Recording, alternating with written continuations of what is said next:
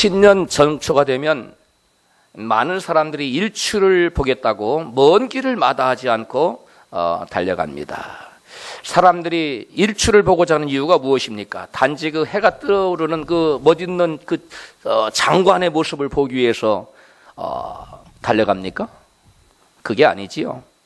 단지 해 뜨는 그 아름다운 모습을 보고자 했다면 꼭 신년 정초 새벽에 달려갈 이유가 없지요.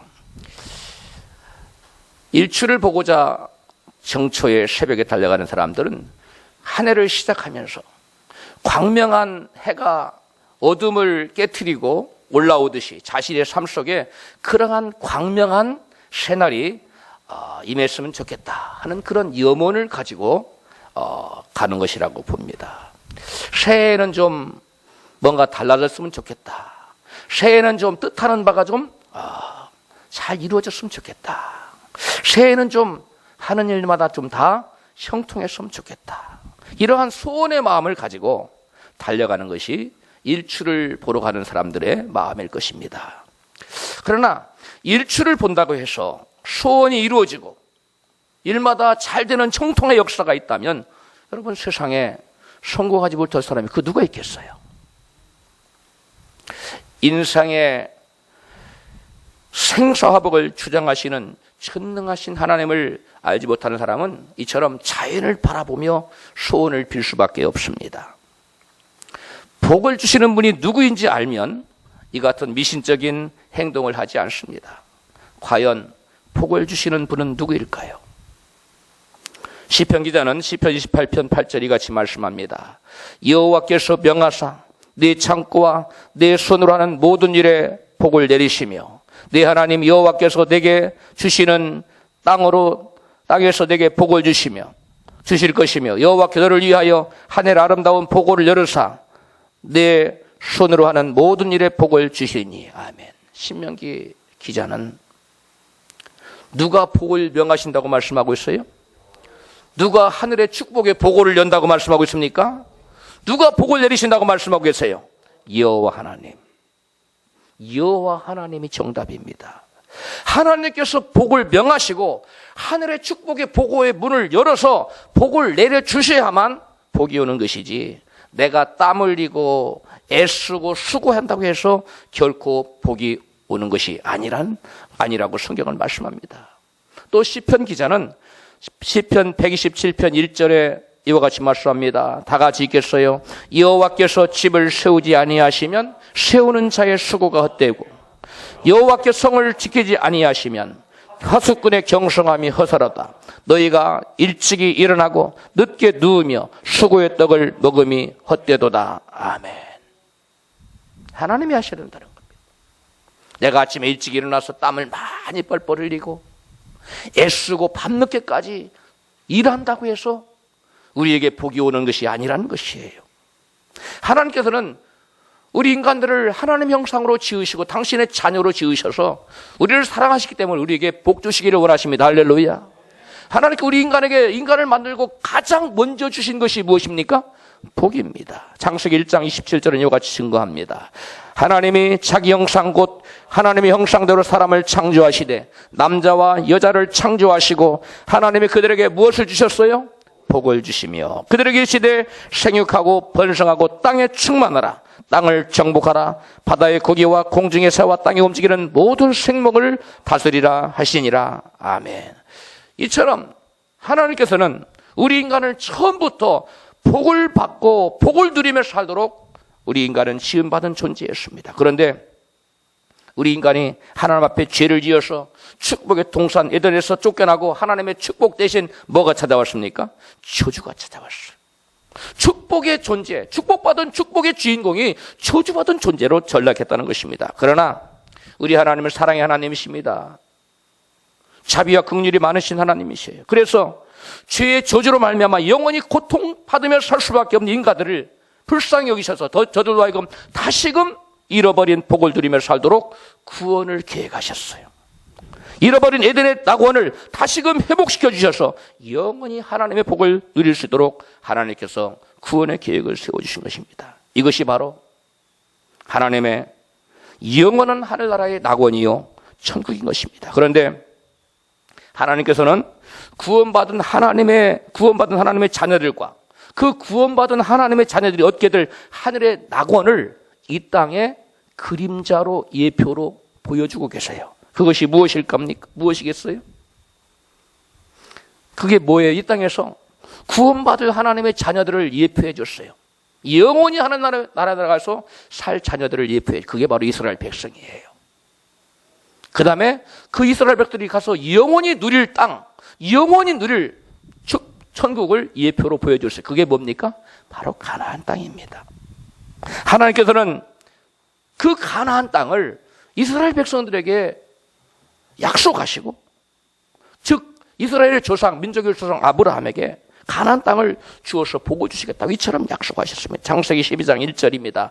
같이 시작. 여호와께서 아브라함에게 이르시되 너는 너의 본토 친척 아비집을 떠나 내가 내게 지시할 땅으로 가라. 그 지시할 땅이 나중에 가나안입니다.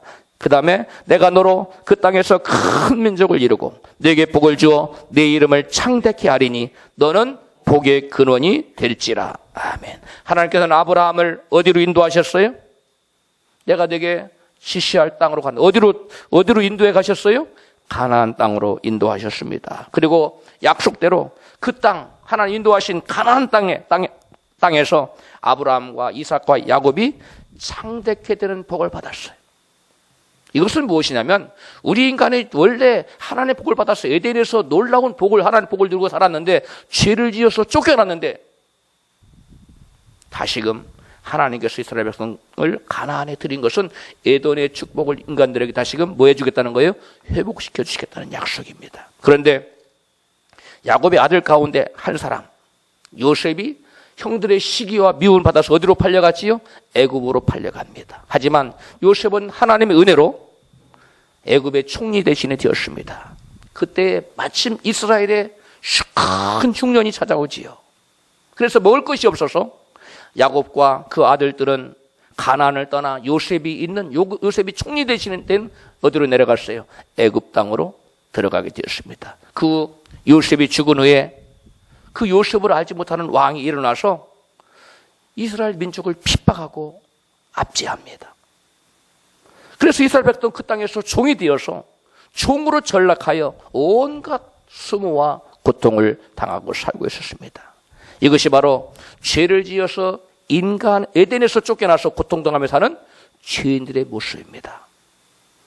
애굽에서 내려가서 애굽에서 종이 되어서 채찍에 맞고 또 헐벗고 가난하고 고통스럽게 사는 이 모습이 누구의 모습이라고요? 죄를 지어 마귀에게 매맞고 신음하며 고통당하며 사는 모습을 하나님은 이와 같이 보여준 것입니다. 그때 이와 같이 애굽에 종살이하면서 고통당하고 절규하며 탄식하며 사는 불행하고 처참하게 사는 이스라엘 백성들을 구원하라고 하나님께서 무엇에게 나타나서 이같이 말씀하셨습니다. 출애굽기 3장 7절입니다. 같이 읽습니다. 여호와께서 하라시되 내가 애굽에 있는 내 백성의 고통을 정령히 보고 그들이 그 간역자로 인하여 부르짖음을 듣고 내가 내려와서 그들을 애굽인의 손에서 건져내고 그들을 그 땅에서 인도하여 아름답고 광대한 땅 젖과 꿀이 흐르는 땅 곧 가나안 족속의 지방에 이르게 하려 하노라. 아멘. 고통당하는 이스라엘 백성, 절규하고 탄식하며 신음하며 내일이 없는, 미래가 없는, 소망이 없는 그 백성들에게 하나님께서는 지금 어디로 인도하시겠다고 말씀합니까? 젖과 꿀이 흐르는 땅 가나안 땅으로 하나님께서 인도하시겠다고 말씀하고 있습니다. 이것은 에덴에서 쫓겨나 광야에서 고통당하는 자들에게 에덴을 회복시켜 주시겠다는 하나님의 약속이에요. 애굽에서 고통당하는 자들을 하나님께서 인도해내서 에덴의 축복을 회복해 주겠다는 하나님의 약속의 말씀인 것입니다. 여러분, 광야에는 뭐가 없지요? 광야에는 뭐가 없어요? 광야에는 물이 없어요. 비가 내리지 않습니다. 그래서 식물이 자라요, 못 자라요? 전혀 못 자랍니다. 그 다음에 사람도 살아갈 수가 없어요. 반면에 가나안 땅은 어떻습니까? 철따라 비가 내려요. 식물이 무성하게 살아납니다. 돋아납니다. 풀이 돋아납니다. 그래서 양떼들이 그 푸른 초장에서 마음껏 풀을 뜯어먹고 살 수 있는 것이 가나안 땅이에요. 역시 사람들도 젖을 짜서 먹고 식물을 먹고 살 수 있는 살만한 곳이에요. 이 가나안 땅은 양들이 자라나서 토실토실 살이 찌우고 젖을 물려서 젖을 짜는 것이에요. 식물들이 꽃을 피우니까 뭐가 날아와요? 벌이 날아와요. 그래서 젖을 젖이 아니라 뭐예요? 꿀을 우리가 따먹을 수 있어요. 그래서 여러분, 가나안 땅을 뭣과 뭐가 흐르는 땅이라고? 젖과 꿀이 흐르는 땅이라고. 그래서 이렇게 묘사한 거예요. 양들이 자라서 젖을 쌀 수 있고 식물들이 꽃을 피우므로 벌들이 모여서 꿀을 생산해내는 그곳이 바로 가나안 땅, 젖과 꿀이 흐르는 땅이라고 성경은 묘사하고 있습니다. 하나님께서는 하나님의 백성들을 구원해내서 어디에서? 애굽에서 구원해내서 어디로 인도하시는 하나님 뜻이었어요? 어디로? 광야로 인도하는 그 뜻이 하나님의 궁극적인 목적지가 어디였어요? 이스라엘 백성들을 불러내서 광야에 죽이는 거 하나님 뜻이었습니까? 아니요. 이스라엘 백성을 광야에 죽은 건 자기들이 하나님 말씀을 믿지 않고 하나님 말씀을 배격하고 거절했기 때문에 광야에 죽은 것이지, 하나님의 본래적인 뜻은 이스라엘 백성을 애굽에서 구원해서 어디로 인도하는 거죠? 젖과 꿀이 흐르는 가나안으로 인도하는 것이 하나님의 뜻입니다. 할렐루야. 이러한 하나님의 뜻이 우리 모든 성도들 2016년에 다 이루어지시기를 주님의 이름으로 축복합니다. 애굽에서 종살이하며 고통당하는 이스라엘 백성들은 오늘날 죄에 종살이하는 죄인들을 가리킵니다. 그런데 하나님 그 백성들을 모세를 보내서 구원했듯이 예수님 보내주셔서 구원해내셔서 우리로 하여금 젖과 꿀이 흐르는, 부족함도 없는, 항상 기쁨과 찬송 가운데 살아갈 수 있는 가나안 땅으로 하나님은 인도해 드리시기를 원하십니다. 할렐루야. 오늘날 육신적으로 보면 오늘날 우리가 사는 한국이나 우리 옆 동네 일본, 저 북쪽의 중국, 더 태평양 건너 미국, 이런 모든 나라들은 육신적으로 보면 뭐가 흐르는 땅이에요? 젖과 꿀이 흐르는 땅입니다. 그러나 영적으로 보면 그렇지 않습니다. 영적으로 보면 한국에 사는, 육신적으로는 젖과 끓이는 땅인데 영적으로는 여전히 광야에 사는, 여전히 애굽에서 고통당하는 사람들 나눠져요. 예수를 아직 믿지 않는 사람들은 어디에 살고 있어요? 애굽에 살아 있어. 육신적으로는 가나안에 사는데 영적으로는 어디 머물고 있어요? 애굽에 머물고 있어요. 죄의 종이 되어서 마귀의 채찍을 맞으며 신음하며 병들고 가난하고 쪼들리고 환경이 뒤엉키고 싸우고 불행하는 사람, 그 애굽에 사는 사람이에요. 오늘날 많은 사람들이 예수를 믿고 교회에 나왔어요. 그런데 아직도 그에게 하나님 뜻이 온전히 이루어지지 못해서 광야에 머무는 사람도 있습니다. 그리고 또 하나님 뜻이 이루어져서 가나안 천국에 들어갈 사람도 있습니다. 오늘 예수 믿고 애굽 즉 세상에서 구원받아 하나님께 나왔지만 여전히 삭막한 광야에서 살아가는 사람들이 너무나 많다는 것이 안타까운 사실입니다. 예수 믿고 복 받으세요. 예수 믿으면 복 받습니다. 그래서 예수를 믿고 하나님 앞에 나왔어요. 세상에서 즉 애굽에서 구출받아서 나왔는데 하나님은 가나안 땅으로 인도해 드리기를 원하시는데 가나안에 이르지 못하고 어디에 머물러 있어요? 광야에 머물러 있는 사람들이 너무나 많습니다. 오늘날 대부분의 크리스찬들의 모습이 이 같은 모습이 아닐까 생각합니다. 예수를 믿고 마귀의 나라 세상에서 구원을 받아 하나님께 나왔지만 메마르고 삭막한 그 광야의 땅에 헤매고 있는 것입니다. 예수 믿으면 복 받는다고 했는데 왜 약속의 복은 오지 않고 이처럼 가난과 질병과 실패와 어려움이 내게 시련이 계속되는가? 나에게는 과연 언제 하나님 약속하신 젖과 꿀이 흐르는 가나안 땅이 내게 실현될 것인가? 언제 내게서 시련과 고난은 물러가고 가나안의 축복이 내게 언제나 임할 것인가? 이런 회의 가운데 살아가는 사람들이 예수 믿는 사람 중에 너무나 많습니다. 왜 약속은 성경의 말씀은 이러한 놀라운 약속들이 펼쳐져 있는데 왜 나에게는 이것이 그림의 떡으로 이루어지지 않는가? 왜 그렇습니까? 사막 같은 마음, 그런 마음을 가지고 있기 때문에, 광야에 머물러 있기 때문에 항상 그 마음이 강팍해요. 마음의 안식과 즐거움이 없습니다. 탄식과 한숨이 절로 납니다. 이게 바로 그런 가운데 있는 사람은 애굽에서는 구원을 받았습니다. 그러나 하나님이 궁극적으로 인도에 들으시기를 원하시는 어디에 들어가지 못한 겁니까? 젖과 꿀이 흐르는 땅, 그 가나안 땅에 이르지 못한 거예요. 광야에 헤매고 있는 겁니다. 그래서 물이 없다고 원망하고 먹을 것이 마땅치 않다고 원망합니다. 왜? 아직 가나안에 들어가지 않았으니까 풍족한 물이 없습니다. 아직 젖과 꿀이 흐르는 땅에 들어가지 못했으니까 풍족한 젖과 꿀이 흐르지 않습니다. 먹을 것도 변변치 않습니다. 입을 것도 마땅치 않습니다. 목이 마릅니다. 항상 갈증이 납니다. 어떤 사람은 사랑의 갈증이 나요. 어떤 사람은 돈의 갈증이 납니다. 어떤 사람은 좀 좋은 지위를 차지했으면 지위의 갈증이 납니다. 어떤 사람은 건강 때문에 여러 가지 갈증에 시달려요. 마치 이 남편을 얻으면 인생이 좀 행복해질까? 또 저 남편을 얻으면 인생이 좀 행복해질까? 남편을 5번 바꾼 누구처럼? 수가성 여인처럼. 왜 그랬어요? 마음의 갈증이 계속되니까. 돈을 좀 벌면 돈이라는 남편이 나를 좀 행복하게 할까? 내가 건강해지면 좀 행복해질까? 지위가 높아지면 행복해질까? 하고 남편을 계속 바꿔보지만 여전히 그 마음의 갈증은 해소가 되지 않습니다. 이런 사람의 마음에는 여러분 광야예요. 이런 사람의 마음은 아직 사막입니다. 주님의 뜻이, 그를 향한 주님의 뜻이 온전히 이루어지지 않았기 때문에 여전히 마음에 번민이 있고 갈등이 있어요. 목마름이 있습니다. 올 2016년에는 여러분 주님 주신 생수를 마시고 모든 갈증을 날려버리시기를 주 이름으로 축복합니다.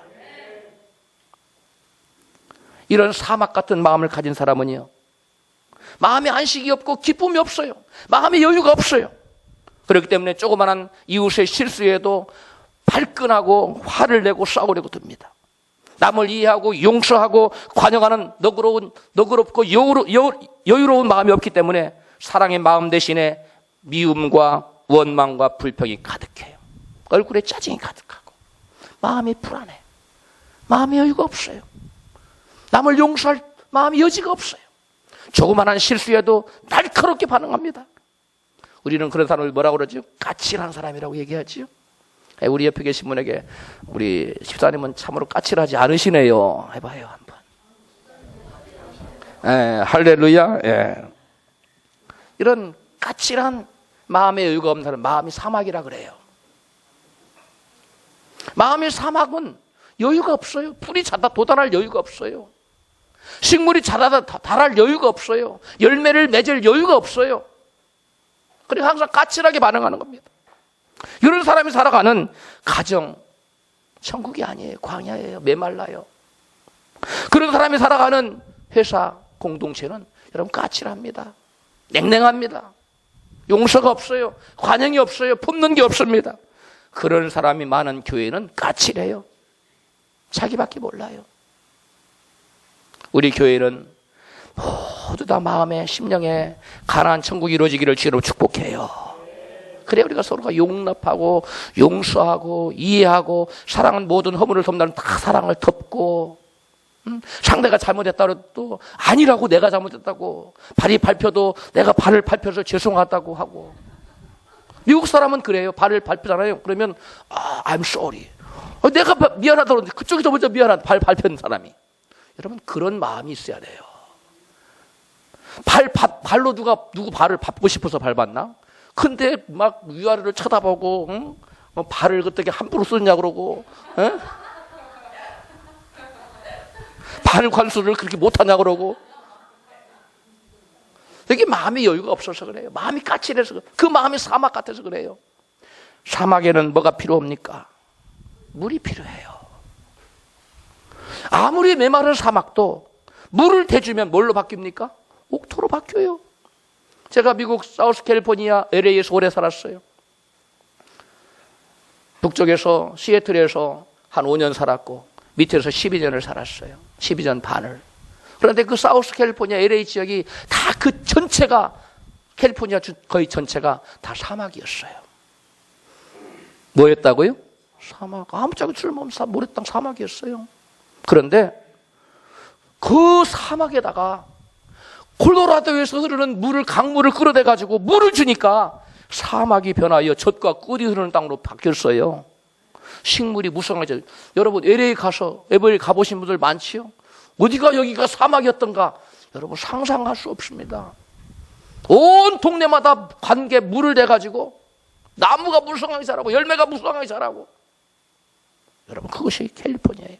메마른 광야와 젖과 꿀이는 새 땅 가나안의 차이점이 뭐예요? 메마른 광야와 젖과 꿀이는 새 땅 가나안의 차이점이 뭐예요? 물이 있느냐 없느냐예요. 물이 없는 곳은 광야입니다. 사막입니다. 메마릅니다. 거기는 죽음의 그림자가 있습니다. 제가 그 미국의 그 사막지대를 여행을 가봤는데요. 그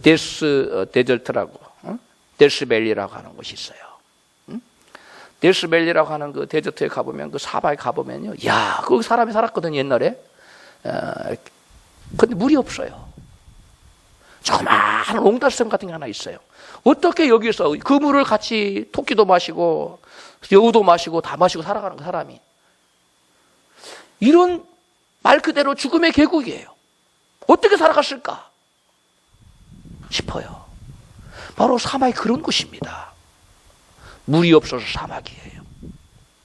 여러분 심령이 메마르면요, 아무것도 되어지는 일이 있을 수가 없습니다. 할렐루야. 여러분 심령의 관계 수로를 되시기를 축복합니다. 그러면 여러분 심령이 뭐가 돼요? 옥토로 바뀌어요. 성경은 은혜의 단비를 받아야만 사막이 변하여 젖과 꿀이 흐르는 땅으로 바뀐다고 말씀하고 있어요. 히브리서 6장 7절입니다. 같이 읽어요.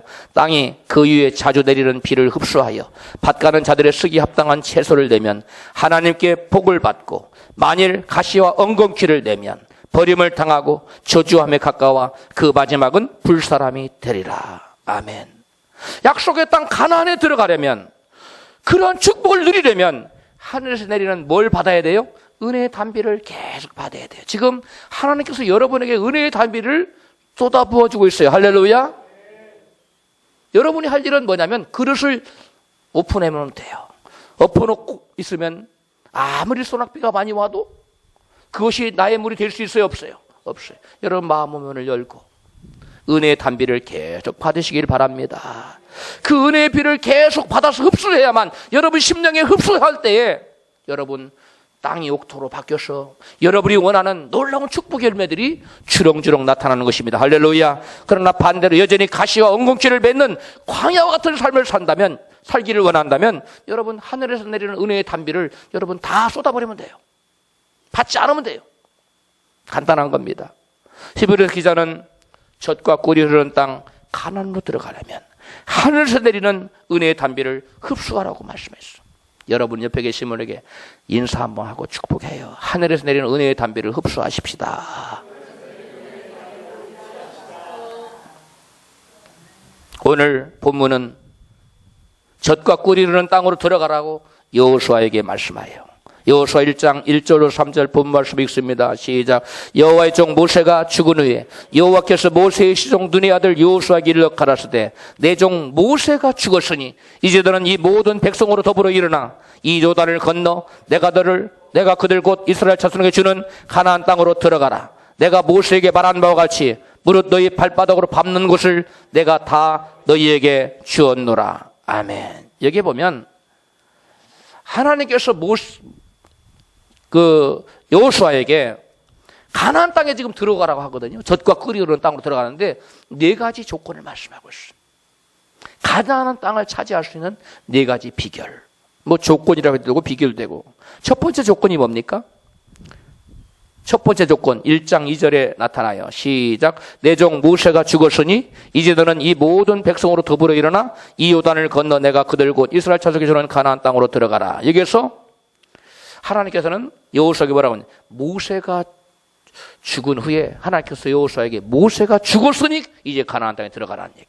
이게 무슨 말씀이에요? 이 말은 곧 모세가 죽어야 이스라엘 백성들이 어디에 들어갈 수 있다? 가나안 땅에 들어가. 이게 충격적인 말이에요. 모세가 살아있으면 못 들어간다는 거예요. 그러니까 모세가 죽은 후에 여호와께서 요셉에게 나타나요. 모세가 죽었다. 이제 모세가 죽었으니까 가나안 들어가라는 거예요. 여러분, 모세는 가나안 들어갔어요? 못 들어갔어요? 못 들어갔어요. 하나님, 느보산에서 죽기 전에 하나님, 가나안 땅이 저기 보이는데 저를 가나안 땅에 들어가게 하죠. 아니다. 너는 들어갈 수 없다. 그리고 그 밧돌을 누가 이어받아요? 여호수아가.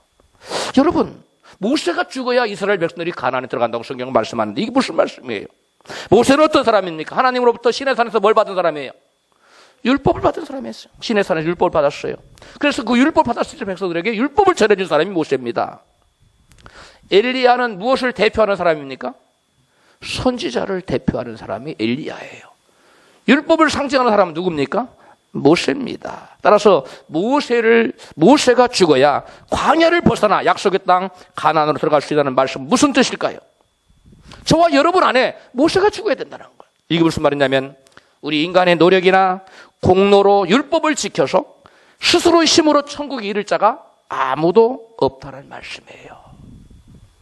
내 인간의 의지나 공로나 선행으로 율법을 지켜서 율법의 의로 천국에 이를 자가 있다 없다? 없다. 율법으로는 천국 가지 못한다는 겁니다. 그 모세는 무엇을 상징해요? 율법을 상징하기 때문에 그렇습니다. 어떤 사람은 예수를 믿는다고 하면서도 자기 의를 내세우는 사람이 있어요. 내가 착하게 사니까 나 천국 갈 거야. 내가 교회에서 봉사 많이 했으니까 천국 갈 거야. 나는 내가 그 전도도 많이 했으니까 천국 갈 거야. 그렇지 않습니다. 내가 그 무엇을 해서 봉사를 많이 해서 선행을 많이 베푸고 구제를 많이 하고 그래서 천국 가는 것이 아닙니다. 자기의 열심이나 선행이나 노력으로 천국을 이루는 그 무엇을 할 수 있다고 여기는 것, 이것이 바로 자기의예요. 율법으로 천국 가겠다는 거예요. 그러나 성경은 우리 인간의 자기의로는 그 누구도 하나님 앞에 설 수 없다고 선언하고 있어요. 갈라디아서 2장 16절 같이 읽습니다. 시작. 율법의 행위로는 의롭다함을 얻을 육체가 없느니라. 우리가 착하게 산다고? 착하게 산다고 천국 가는 거, 구원받는 거 아니에요. 봉사 많이 했다고? 헌금 많이 했다고? 전도 많이 했다고 우리가 천국 가는 거 아니에요. 우리 인간의 율법의 의로는 아무도 하나님 앞에 설 자가 있다 없다? 없어요. 오직 누구의 의로만, 예수 그리스도의 의로만 하나님 앞에 설 수 있는데 우리가 예수 그리스도를 온전히 믿을 때 믿음으로 말미암아 예수 그리스도의 의가 우리에게 전가됩니다. 할렐루야. 그리고 전가된 예수 그리스도의 의로 우리가 앞에 나갈 수 있는 거예요. 누구든지 나로 말미암아 천국 아버지께로 올 자가 있다 없다? 없다. 예수님을 통해서 가는 거예요. 우리가 예수를 믿음으로 천국하고 예수를 믿음으로 우리가 가나안을 누리는 것이지 나의 공로나 선행으로 이루지 않는다는 사실을 여러분 깨달으시기를 주로 축복합니다. 인간은 그 누구도 율법을 온전히 지켜서 가나안 천국에 들어갈 수 없다는 걸 예표로 보여주는 것이에요. 그래서 이사야 선지자는 이사야 64장 6절에 이와 같이 말씀합니다. 같이 읽어요. 시작. 대저 우리는 다 부정한 자 같아서 우리의 의는 다 더러운 옷 같으며 내 의로는 더러운 옷을 입고 어떻게 하나님 앞에 서요? 하나님은 거룩하신 하나님인데 예수 그리스도의 의의 거룩한 옷을 입어야 될 줄로 믿습니다. 이것이 예복이에요. 이것이 믿음의 예복이에요. 이 옷을 입고 나가야 된다는 거예요. 그러나 나의 선행으로 나의 공로로 내가 봉사를 많이 해서 성과하려고 하는 사람들은 다 낙오자가 될 것입니다. 그래서 모세가 죽어야 어디에 들어간다고? 가나안에 들어간다. 믿음으로 말미암은 의를 붙잡으시기를 주여로 축복합니다. 다음으로 우리가 광야를 벗어나 가나안 새 땅에 들어가려면 어떻게 해야 될까요? 본문 여호수아 1장 2절입니다. 같이 시작. 내 종 모세가 죽었으니 이제 너는 이 모든 백성으로 더불어 일어나 이 요단을 건너 내가 그들 곧 이스라엘 자손에게 주는 가나안 땅으로 들어가라. 자, 두 번째는 뭡니까? 광야를 벗어나 젖과 끓이는 땅에 들어가려면 뭐 해야 된다고 말했어요? 더불어 일어나라고 말하고 있어요. 뭐라고요? 더불어 일어나라. 예수님께서는 너희가 두세 사람이 있는 곳에 내가 너희 중에 함께 있다고 말씀했어요. 천국은 혼자 독불장군식으로 가는 것이 아니에요. 나 혼자 잘났다고 천국 가는 것이 아니에요. 함께 더불어 연합해야만 들어갈 수 있는 곳이 천국인 줄 믿습니다. 혼자 가는 곳이 아니에요. 천국은 나만 신앙 잘하면 천국 가겠지? 아닙니다. 그래서 성경은 여러 곳에서 성도가 자주 모이고 서로 연합할 것을 여러 군데서 강조하고 있어요. 히브리서 10장 24절입니다. 시작. 모이기를 피하는 어떤 사람들의 습관과 같이 하지 말고 서로 돌아보아 사랑과 선행을 격려하며 오직 권하여 그날이 가까움을 볼수록 더욱 그리하자. 모이기를 피하는 어떤 습관과도 뭐 하지 말아라? 같이 하지 말아라. 무슨 말이에요? 모이기를 뭐 하라? 힘쓰라는 겁니다. 그리고 서로 뭐 하라? 돌아보라는 거예요. 주님 오시는 날이 가까울수록 더 모이기 힘써야 될 줄로 믿습니다. 사도행전 2장 46절에 시작. 날마다 마음을 같이하여 성전에 모이기를 힘쓰고 집에서 떡을 떼며 기쁨과 순전한 마음으로 음식을 먹고. 가장 이상적인 교회가 사도시대의 초대교회입니다. 이 초대교회 성도들은 마음을 뭐 했어요? 같이 했어요. 마음을 더불어 하나로 묶었어요. 요즘 민주당도 뭘로 바꿨더라고? 더불어민주당. 이름 잘 지은 것 같아요. 그럼 더불어 성전에 모여야 돼요. 모이기 힘써야 돼요. 더불어 떡을 떼고, 더불어 순전과 기쁘는 마음으로 음식을 먹고 애찬을 하고 교제 성도의 교제를 하고. 이것이 바로 천국 가는 하나님 백성들에게 반드시 필요한 요소라는 거예요. 그래서 여러분 사도신경에도 뭐가 나와요? 성도가 서로 교통하고. 이게 바로 더불어 일어나는 거. 혼자 일어나면 안 된다는 거. 왜 성경은 이와 같이 더불어 일어나고 모이기를 힘쓰고 연합하기를 힘쓰라고 누차 강조하고 또 강조하고 있을까요? 왜 초대교회 성도들은 마음을 같이 날마다 성전에 모이기를 힘썼을까요? 전도서 4장 12절에 이와 같이 대답하고 있습니다. 같이 읽습니다. 시작. 한 사람이면 패하겠거니와 두 사람이면 능히 당하나니 삼겹줄은 쉽게 끊어지지 아니하느니라. 아멘. 저와 여러분은 예수를 믿는 순간 하나님께서 우리를 뭐라고 인정하셔요? 여호와의 군대다. 예수 그리스도의 십자가 군대라고. 이스라엘 백성을 애굽에서 불러낼 때 불러내고 난 다음에 그들을 뭐라고 불렀어요? 여호와의 군대라. 군대의 특성은 뭡니까? 전쟁하는 겁니다. 싸우는 겁니다. 적들과 싸우는 것이 여러분 군인이에요. 여러분 우리는 군인인데 혼자 싸울 수 없어요. 연합해서 싸울 때에 효과가 있는 줄로 믿습니다. 그래서 성경은 말씀해요. 하나가 천을 쫓고 둘은 만을 쫓는. 하나가 천을 쫓으면 산술적으로 둘은 몇을 쫓아야 돼요? 2천을 쫓아야 돼요. 근데 성경은 하나는 천을 쫓고 둘이 연합하면 만을 쫓는다고 5배의 시너지 효과가 있다고 말씀하고 있어요. 제가 가끔 그냥 아무 생각 없이 쓰레기통에 이렇게 쓰레기를 버리는 분들이 좀 있는데 제가 분리를 합니다. 그렇지 않으면 밑에서 소장님이 그걸 일일이 분리하러 애를 써요. 그래서 다 분리를 하는데 하루는 며칠 전이에요. 그 계란 받침대 있지요? 그 뭐라고 그래요? 계란 이렇게 놓는 거. 계란판. 예. 계란판을 제가 이렇게 항상 밟아가 찌그려가지고 부피를 줄이려고 집어넣어요. 그래서 화나지 않는 팍팍 밟았어요. 그러니까 한번 쑥쑥 밟으면 푹 들어가거든요. 근데 여기서 안 밟히는 거예요. 들어가지 끈적하고 그대로 있는 거예요. 그래서 다시 힘을 더 세게 팍 밟아. 그래서 안 들어가네. 도대체 어떤 계란판이길래 끔찍한가? 이것이 찌그러들지 않는가 하고 들어봤어요. 근데 하나가 아니라 몇 개요? 2개요. 2개를 딱 해놓으니까요. 하나는 조그만 힘을 줘도 퍽퍽 들어가는데 2개를 딱 합쳐놓으니까 들어가지. 지뢰 가서 실험해보세요. 제가 그때 그걸 또 하나님 말씀, 이 잠언의 말씀이, 전도서 말씀이 생각났어요. 한 사람이면 패하겠거니와 두 사람이면 능히 뭐하나니? 당하나니. 당해낼 수 있다. 마귀의 공격도 당해낸다는 거예요. 세 사람이 뭐 한다고요? 삼겹줄은 끊어지죠. 이 말씀이 딱 떠올랐어요. 그렇구나. 우리가 마음이 나누면, 서로 물고 먹으면, 뒤에서 비방하고 헐뜯고 서로 싸우면, 성경이 말씀했어요. 서로 피차 물고 먹으면 뭐 할까 조심하라? 멸망할까 조심해라. 같이 망하는 거예요. 상대가 좀 약점이 있고 허물이 보여도 여러분 사랑으로 허물을 덮으세요. 할렐루야. 그걸 막 까집어 빌려가지고 막 이렇고 저렇고 여러분 그렇게 하지 마세요. 그건 광야 같은 마음이에요. 여러분 그런 사람은 영원토록 천국을 소유하지 못합니다. 그런 사람은 영원토록 가나안 천국과 상관없는 사람이에요. 그 사람은 죽어도 천국 못 가요. 명심하시기 바랍니다.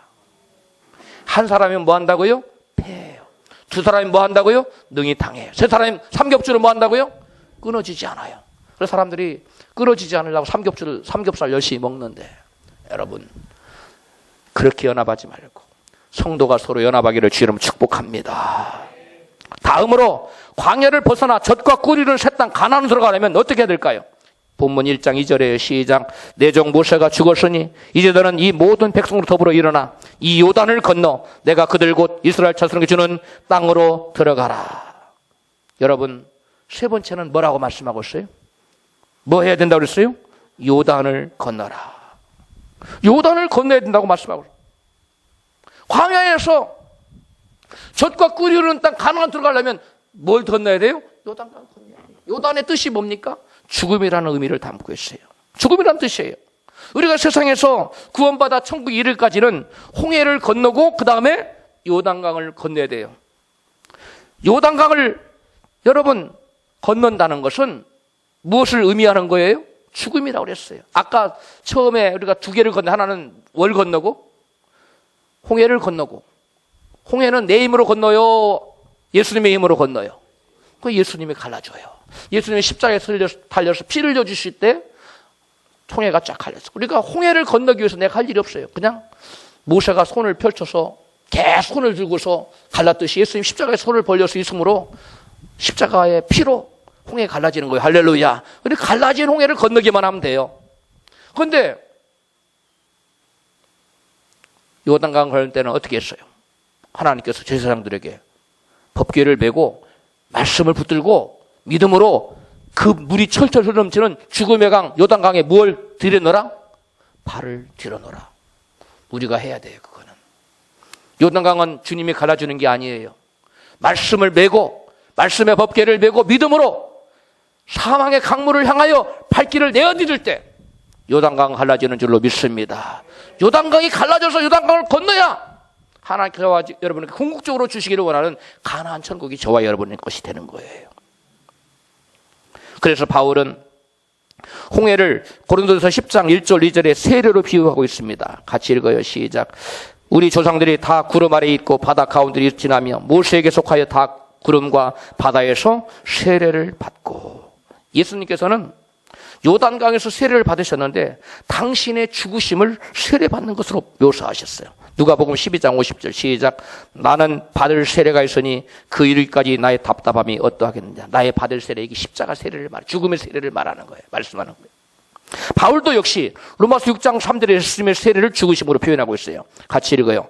무릇 그리스도 예수와 합하여 세례를 받은 우리는 그의 죽으심과 합하여 세례 받는 줄을 알지 못하느냐. 우리가 알거니와 우리 옛사람이 예수와 함께 십자가에 못 박힌 것은 죄의 몸이 멸하여 다시는 우리가 죄에게 종로로 타지 아니하려 함이니. 아멘. 여기에서 보니까, 로마서에서 보니까 옛사람이 뭐 하는 거? 죽는 것. 이것을 바로 내가 세례 받는 것이요, 내가 뭐예요? 요단강에서 죽는 것을 의미해요. 여러분, 요단강을 건너기를 원하십니까? 그리고 가나안 약속의 땅을 여러분 것으로 소유하기를 원하십니까? 그럼 뭐 해야 된다고요? 여러분은 옛사람을 죽여야 돼요. 예수님과 함께 십자가에서. 여러분이 옛사람을 죽이지 않고는 아무도 가나안의 천국을 들어갈 수 없어요. 정과 욕을 다 못 박아서 죽여야 돼요. 그래서 갈라디아서 5장 24절 이와 같이 갑니다. 성경은 말씀합니다. 시작. 그리스도 예수의 사람들은 육체와 함께 그 정과 욕심을 십자가에 못 박았느니라. 이 사람은 뭐냐면 요단강 건넌 사람이에요. 근데 십자가의 정과 욕심을 육체와 함께 못 박지 않은 사람은 여전히 어디에 있어요? 요단강 이편에 있어요. 저편에 건너가지 못하고. 그리스도와 함께 여러분 옛사람인 정과 욕을 십자가에 다 못 박기를 주여로 축복합니다. 이것이 없이는 그 누구도 난다 긴다 해도 결단코 천국을 가나안 여러분의 것으로 소유할 수가 없다는 사실을 믿으시기를 바랍니다. 마지막으로 광야를 벗어나 젖과 꿀이 흐르는 새 땅 가나안에 들어가면 어떻게 해야 될까요? 본문 여호수아 1장 3절에 같이 읽어요. 시작. 내가 모세에게 말한 바와 같이 무릇 너희 발바닥으로 밟는 곳을 내가 다 너희에게 주었노니 곧 광야와 이 레바논에서부터 큰 하수 유브라데에 이르는 해쪽 속의 온 땅과 또 해지는 편 대해까지 너희 지경이 되리라. 아멘. 여기서 보면 마지막으로 네 번째는 하나님께서 무엇을 가나안 땅을 차지하려면 어떻게 하라고 했어요? 발바닥으로 가나안 땅을 밟아야 돼요. 예전에 이 말씀을 기록할 당시에 여호수아가 살던 당시에는 종들은 신을 신지 않았습니다. 그냥 맨발로 다녔어요. 이 말씀의 의미는 즉 가나안 땅을 자기의 소유로 삼고 가나안의 축복의 주인공이 되기를 원하는 사람은 신을 신는다는 것은 자기가 주인이라는 거예요. 옛날에는 주인들만 신을 신었어요. 주권이 있는 사람들만. 주권이 없는 종들은 뭐가 없었어요? 신이 없었어요. 맨발로 다녔어요. 여기서 신을 벗으라고 얘기하는, 맨발로 받는다는 것은 신을 벗어야 맨발로 발바닥으로 땅을 받을 수 있어요. 즉 자기 의지를 버리고 자기 주권을 버리고 주님의 뜻대로 살아가라고 주님 말씀하는 거예요. 할렐루야. 그런 사람만이 가나안의 축복의 땅을 밟을 수가 있다는 거예요. 신을 벗는다는 행위는 곧 자신의 주권을 포기하고 자신의 생각을 포기한다는 것을 의미합니다. 많은 사람들이 예수를 믿는다면서 여전히 자기가 자기 인생의 주인이에요. 여전히 자기가 자기 생각대로 해요. 자기가 싫으면 싫은 거예요. 자기가 좋으면 좋은 거예요. 좋으면 해, 기분 좋으면 해. 하나님이 또 기분 나쁘면 때려쳐버려요. 그런 사람은 여러분 이 땅에서 여러분 아무리 가나안을 열망하고 소망해도 여러분 가나안이 이루어지지 않아요. 여러분의 주권을 포기하십시오. 여러분 인생의 주인이 누구십니까? 예수님이에요. 믿습니까? 여러분의 주인이 예수님인 것을 진짜로 나는 믿는다. 아멘 해보세요. 그럼 말로만 아멘 하지 말고 실제로 삶으로도 남들이 볼 때 저분의 주인 예수님이시구나 이렇게 인정할 수 있도록 여러분의 생각을 접으세요. 하나님께서 이 여호수아 장군에게 여리고성을 정복하라 하기 전에 나타나셨어요. 그래서 순발을 벗으라고 요구합니다. 여호수아 5장 13절에 같이 읽습니다. 시작. 여호수아는 여리고에 가까이 갔을 때 갑자기 한 사람이 칼을 빼들고 자기 앞에 나타난 것을 보았다. 그래서 여호수아는 그에게 다가가서 너는 우군이냐 적군이냐 하고 물었다. 그러자 그가 이렇게 대답하였다. 나는 우군도 아니고 적군도 아니다. 나는 여호와의 군대 총사령관으로 이곳에 왔다. 그래서 여호수아는 땅에 엎드려 그에게 절하며 주의 종에게 무슨 말씀을 하려고 하십니까? 하고 물었다. 그때 여호와 군대의 총사령관이 여호수아에게 너는 신을 벗어라. 네가 선 곳은 거룩한 땅이다 하고 말하였다. 여기에 나타나신 여호수아 앞에 나타난 여호와의 군대의 총사령관이 누구예요? 예수님. 우리가 읽은 성경 현대인의 성경 수정판인데 예수님이 그때 육신을 입고 나타나셨어요. 그 신의 현현이라고 그래요. 신학적 용어로. 잠깐 나타나셔서 여호수아에게 보였어요. 여호와의 군대의 총사령관으로. 그리고 여호수아에게 요구한 게 뭐예요? 너는 뭘 벗어라? 신을 벗어라. 네가 이 전쟁을 진두지휘하려고 하는 그런 자세를 버려라. 이 전쟁을 진두지휘할 분은 누구다? 나? 여호와 군대의 총사령관인 나 예수다. 너는 너의 생각을 버려. 그리고 내가 지시하는 작전대로 움직여. 여러분 인생에 승리가 있고 가난이 이루어지기를 원합니까? 하나님의 성령께서 감동 주시고 하나님 말씀이 인도하시고 지시하는 방법대로 여러분 생각을 빼고 버리고 그 하나님의 총사령관 되시는 하나님의 인도를 받으시기를 주로 축복합니다. 그래 여러분 영적인 전쟁에 승리할 수 있어요. 그래 여러분 가난을 차지할 수 있어요. 여러분 생각을 여전히 여러분 과거의 이성적인 생각, 경험, 여러분의 그 지식 이런 걸 동원해가지고 그 뭔 것을 하려고 고집하면 하나님 여러분의 삶 가운데 개입할 수 있어요? 없어요? 없어요. 그럴 때는 여러분 인생을 책임져야 되는데 그 인생은 항상 광야예요. 메마른 광야, 목마른 광야, 죽음의 그림자가 드리운 광야가 여러분 삶 속에 항상 따라다녀요. 그러나 여러분 생각을 꺾으세요. 여러분 경험을 버리세요. 여러분 이성을 포기하세요. 그리고 하나님 말씀을 순종하세요.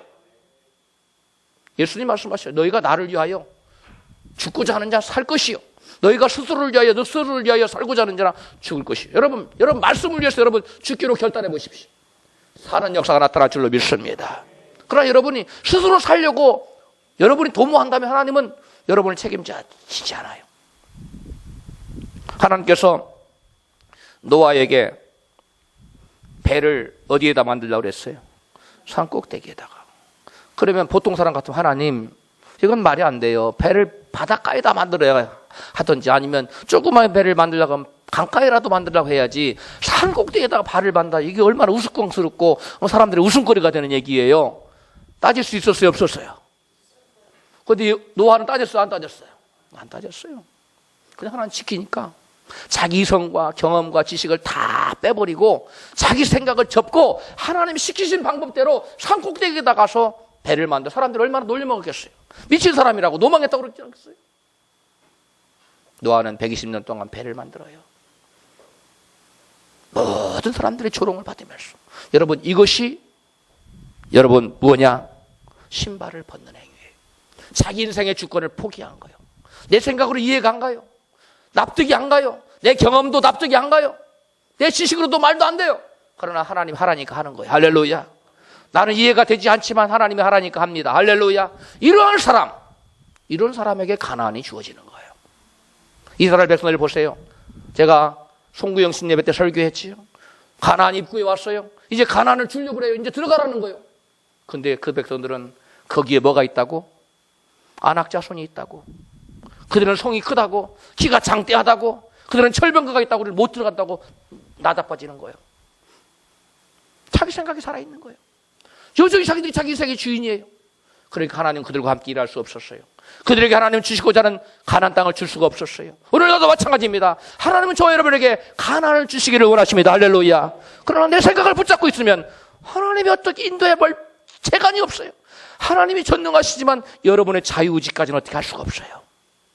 하나님은 어디까지 전능하시느냐? 우리 자유의지 앞에까지만 전능하세요. 우리 자유의지 안으로 들어오면 하나님은 하나님의 전능이 역사를 펴지 않아요. 우리를 그만큼 고귀하게 인정한다는 거예요. 우리가 자유의지를 들어서 내 뜻을 버리고 하나님의 의지를 받아들이세요. 할렐루야. 아브라함 주권을 포기하지 않은 사람이었다면 너는 본토 지척 아비집을 떠나 내가 지시할 땅으로 가라. 어디로 갈지도 모르는데 떠나겠어요? 하나는 어디로 가요? 가르쳐 좀 갈게요. 그렇지 않겠어요? 그러나 아브라함은 갈 바를 알지 못했지만 가라고 그러니 갔어요. 그러니까 가나안 땅 이런 겁니다. 여러분, 아무런 대책이 없어도 하나님 하라 그러면 하세요. 할렐루야. 아무리 그것을 해야 될 것 같아 하나 하지 말라면 하지 마세요. 그러면 여러분의 가나안이 이루어져요. 근데 사람들은 꼭 자기 생각을 앞세워요. 하나님 말씀을 틀렸다는 거예요. 자기가 하나님보다 더 똑똑해. 그래 하나님이 역사를 못하는 거예요.